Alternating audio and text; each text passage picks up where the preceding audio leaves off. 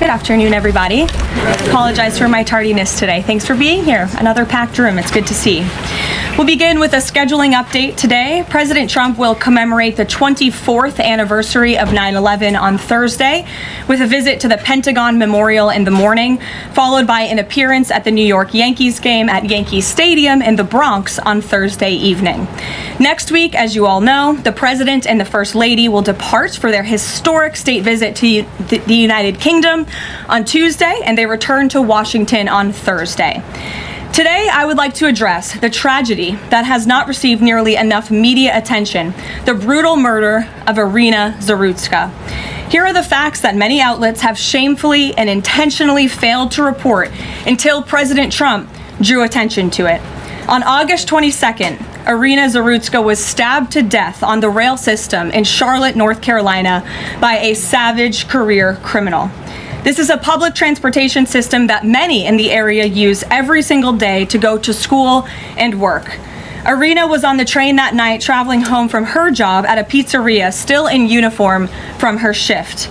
This beautiful, innocent 23-year-old young woman was a Ukrainian refugee who had recently fled her country for a chance at a safer life and a promising new beginning here in the United States of America. But tragically, a public transportation system in a major American city was more dangerous than the active war zone that she left. The President and the entire White House are praying for her family and friends during this unimaginably difficult time. But while we extend our thoughts and prayers, we must also seek justice for this crime and call attention to this heinous incident. Surveillance video of the killing was finally released to the public this past Friday. It shows the alleged killer, DeCarlos Brown Jr., pull out a knife, get up from his seat behind Irina, and prepare to thrust a blade into her neck before the released footage gets cut. This is pure evil on full display. The most enraging and unacceptable part of this story is that her death was entirely preventable. DeCarlos Brown never should have been on that train that night. In fact, he should have been behind bars. DeCarlos Brown has been charged with crimes no fewer than 14 times, dating back to 2011, including for armed robbery, felony larceny, breaking and entering, and shoplifting.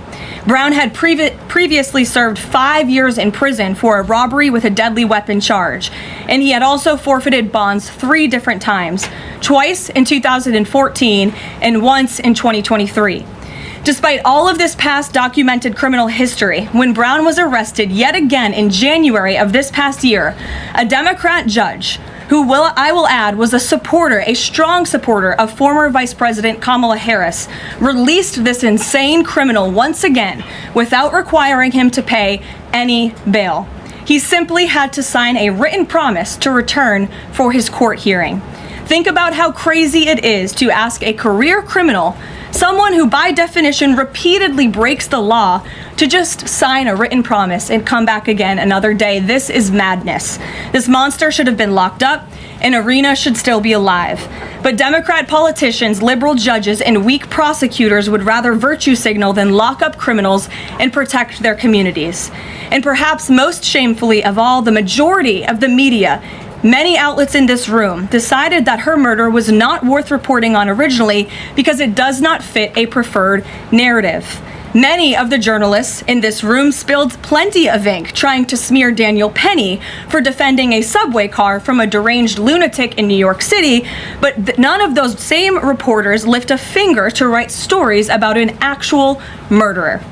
Here's the truth that every American must know. Too many innocent people across the country continue to pay the price of the failed experiment known as cashless bail that has been championed by the Democrat Party for years. All the way back in 2020, North Carolina's then Democrat Governor Roy Cooper established a so-called task force for racial equity and criminal justice. Sounds nice, but it's not. That task force was co-authored by then Attorney General and current Democrat Governor Josh Stein.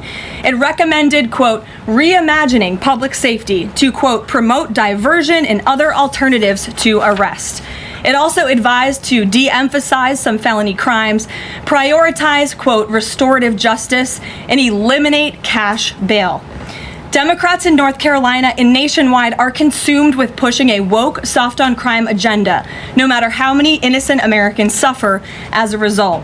Instead of aggressively prosecuting and locking up violent criminals, the Democrat-backed cashless bail approach lets these criminals roam free in our country to offend again and again.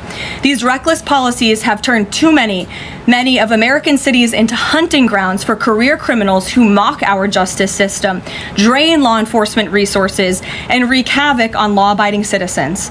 Enough is enough, and that is why President Trump is doing everything in his power by taking action to undo these absurd policies. The president recently signed a powerful executive order directing the AG to submit a list of states and local jurisdictions with cashless bail policies so that the Trump administration may identify federal funds that are being provided to these states and can potentially be suspended or terminated.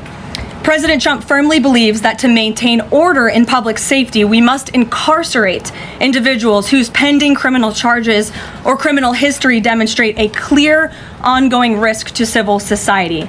This is a common sense and sensible approach that the vast majority of Americans agree with, and it's time for the Democrat Party to get on board with what is right.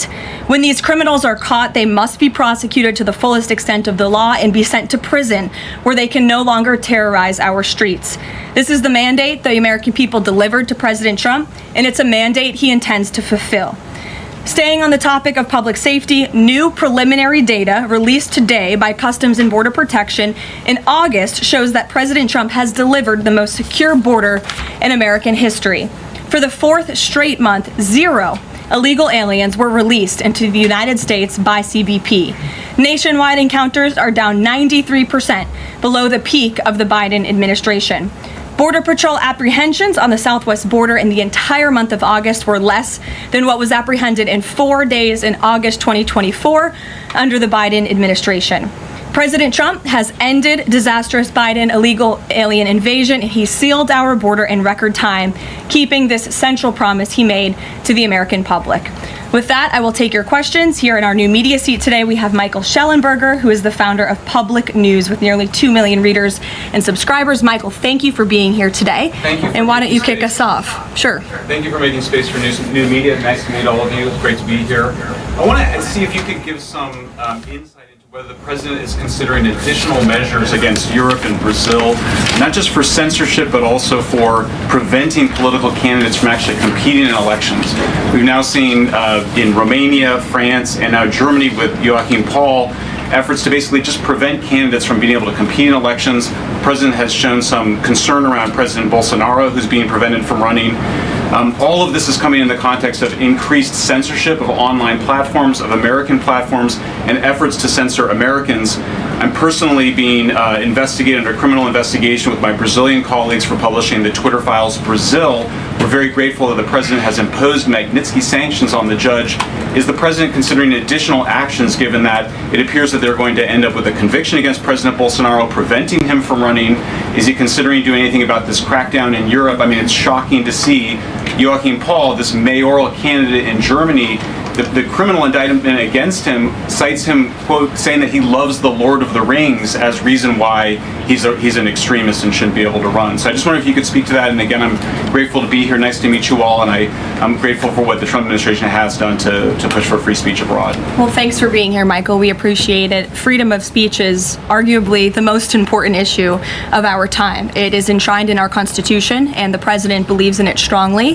He himself faced censorship in his road back to this beautiful Oval Office here in Washington, D.C., so he takes this very seriously, as does, I know, the Vice President of the United States and the entire Trump administration, which is why we have taken significant action with regards to Brazil in the form of both sanctions and also leveraging the use of tariffs to ensure that countries around the world are not punishing their citizens in this way. And at the same time, the president is, while he's leveraging the United States to safeguard our interests abroad, he's also making sure that freedom of speech remains here here in the United States of America. So I don't have any additional actions to preview for you today, but I can tell you this is a priority for the administration, and the president is unafraid to use the economic might, the military might of the United States of America to protect free speech around the world. Quick follow-up to that? Sure. Quick follow-up, which is just, there was a Reuters story saying that the Trump administration was looking at this Europe-U.S. trade deal as one of the sticking points, this issue of the censorship, not just of U.S. platforms, of Americans. Do you have any updates on how those trade talks are going?